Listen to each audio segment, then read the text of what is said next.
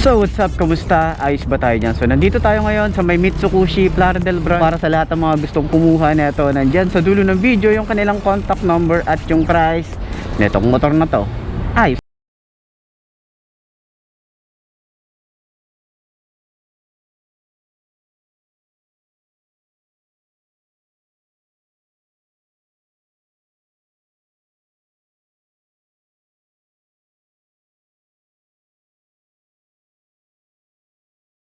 Yung pagka-white niya, parang nakikita ko dito yung pagka-white niya is katulad ng white ng PCX. So, gusto ko yung angas nito. Gusto ko yung headlight niya. Ang angas, pero gusto kong unahin itong windscreen. Ang lapad ng windscreen niya rito, pero napansin natin mababa lang siya.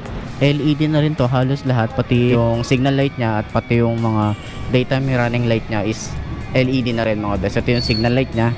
Signal light, etong part na to. Ito yung sinasabi nilang parang naging devil. Yung kanyang aggressive talaga na futuristic, yung kanyang LED na headlight, pati yung kanyang park light. So split type din yan. Siyang parang carbon fiber looks dito. Tsaka nagpaangas pala rito. Nagandahan ako rito itong sharp design dito sa may headlight. Sa front fender niya, ang ganda rin ng design nito. Stylish din yung design. Naka mugs din. Ang size nito ay na 110 by 70 by 14 mga best.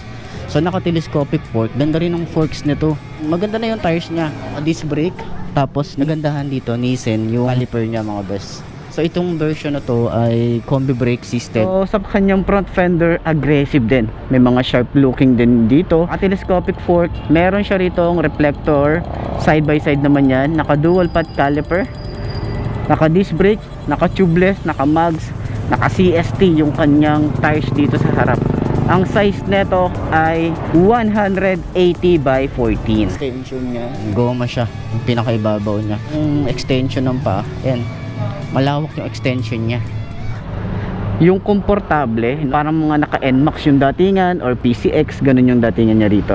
Tapos meron yung design dito na palubog yan. Merong mga lining na makikita mga best. Siya mga palubog na design. Ito naman is matte finish. So alam ko meron ding tong sensor, itong side stand na to. Yung side stand is meron din siyang kill switch. Ganda ng itsura dito sa ilalim, oh.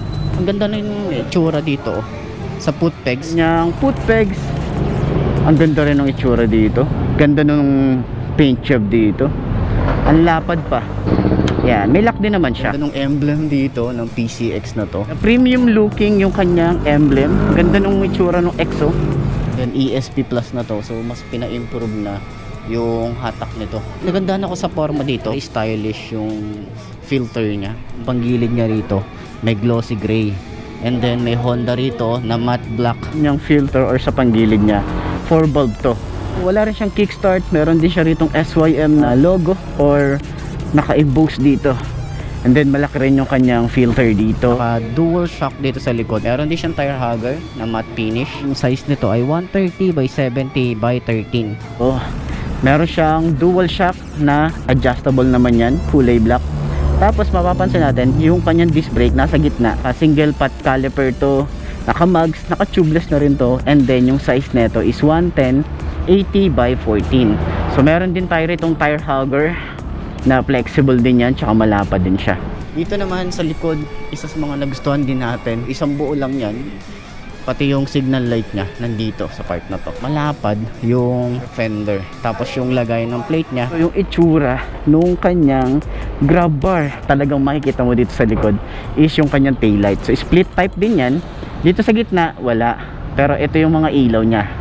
Ito yung kulay red. Ito naman sa part na sa taas is yung kanyang signal light. Okay, hanggang dito yan sa may dulo.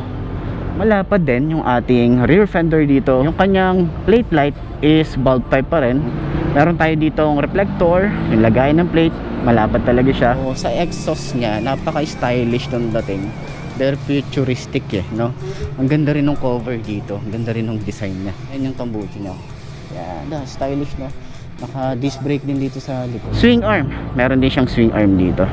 So yung kanyang exhaust, na rin yung kanyang heat guard or yung kanyang cover para sa exhaust, glossy na may pagkamat din dito. Radiator, tapos ang ganda rin ng radiator cover niya. Ito nga pala ay liquid cooled. Okay, so ito ay may radiator cover. Kagandahan dito, yung seat niya, may hydraulic na. No, pag binuksan mo siya, yan, magko-close siya. Pero pag inangat mo, yan, pero hanggang dito lang, no? So kagandahan dito ay 30 liters na yung compartment niya.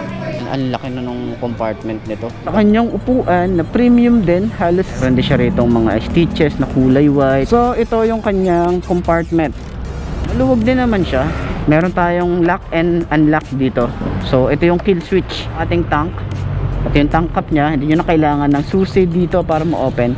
At ipihit nyo lang yan, gaganyan nyo lang yan. Okay. Wala din siyang grab bar, or ito na yung pinaka ano niya, pinaka grab bar niya. Kasama na siya doon sa fairings niya. Ang ganda yung upuan na rito, pati stitches dito. Kasi ito yung sa tank niya, ito yung ano pag mapapagas kayo. So dito nga pala sa kanyang gitna, dito nilalagay yung ating battery. So papakita ko na lang din sa inyo, pa-flash ko kung ano yung itsura na nasa loob. Akala ko kasi talaga nandito yung tank, pero yun nga, nandito sa ilalim yung tanke nung ating motorcycle. Isa pa sa mga nagustuhan ko dito, itong panel gauge nya, na kung pag nakailaw siya mga best. As isa pa sa mga nagustuhan ko dito, yung mga switches nya, very looks premium na. Hazard to. Ito on and off, idling throttle nya, napaka smooth lang, tsaka babaw lang. Kanyang naked handlebar, ang ganda ng mga paint job para dito sa kanyang handlebar. Meron din siya mga glitter effect dito. Switches nya, meron din siya ritong built-in hazard. Dito naman is kill switch and electric starter. So ito ay automatic on yung headlight nya, yung kanyang grip na makapit din. And sa kanyang throttle, ang babaw boy, napakababaw. Tapos dito hazard, electric starter, yung idling stop. Dito naman sa side na to, yung grip nya okay sa akin, napakakapit nya. Busina, left and right, signal light, high and low. So wala siyang flasher. Yan, naka naked handlebar na to. Dito naman sa side, same lang din yung kanyang style. Okay, smooth lang din yung grip nya, okay. Ang sarap hawakan. Meron din siyang flasher, high and low, signal light, and busina. Yung sa kanyang panel gauge or sa dashboard nya is fully digital na rin yan. Makita natin dito RPM, yung mode nya, and yung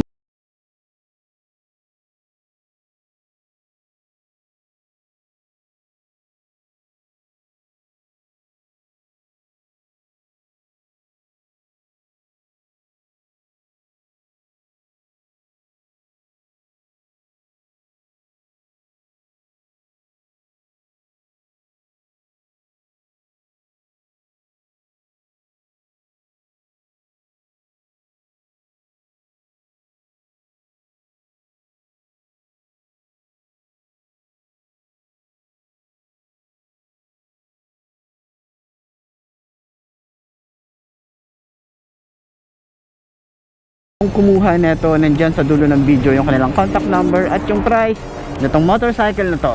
Ayos na ayos yan.